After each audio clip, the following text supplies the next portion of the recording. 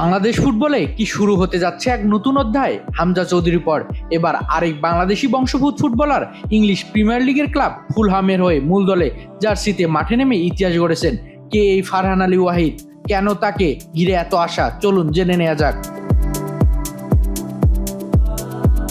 মাত্র 18 বছর বয়সে ইংলিশ প্রিমিয়ার লিগের ক্লাব ফুলহামের মূল একাদশের হয়ে অভিষেক করেছেন বাংলাদেশি বংশোদ্ভূত তরুণ উইঙ্গার ফারহান আলী ওয়াহিদ। প্রাক মৌসুমে প্রস্তুতি ম্যাচে নরউইচ সিটির বিপক্ষে দ্বিতীয়ার্ধে মাঠে নামেন তিনি।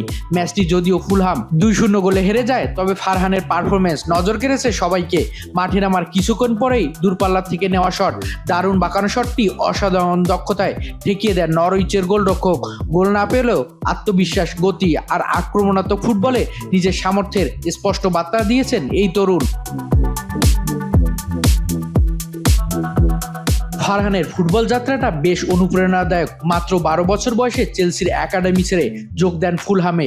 এরপর বয়সভিত্তিক প্রতিটি দলে ধারাবাহিকভাবে দুর্দান্ত পারফরমেন্স করে জায়গা করে নেন মূল দলের দরজায়। অনূর্ধ্ব 18 দলের হয়ে 17 ম্যাচে গোল করেছেন 60টি। এরপর অনূর্ধ্ব 21 দলের হয়ে অভিষেক ম্যাচে গোল করে জানান দেন নিজের আগমনের সেই ধারাবাহিকতায় পুরস্কার হিসেবে 2025 সালের নভেম্বরে নির্বাচিত হন প্রিমিয়ার লিগ 2 ম্যাচ সেরার ফুটবলার।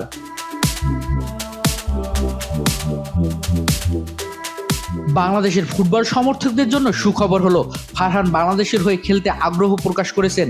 বাংলাদেশ ফুটবল ফেডারেশনের কর্মকর্তারা জানিয়েছেন তার বাংলাদেশি পাসপোর্টের প্রক্রিয়া এগিয়ে চলছে। সবকিছু ঠিকঠাক থাকলে খুব শীঘ্রই লাল সবুজের জার্সিতে দেখা যেতে পারে এই প্রতিভাবান উইঙ্গারকে।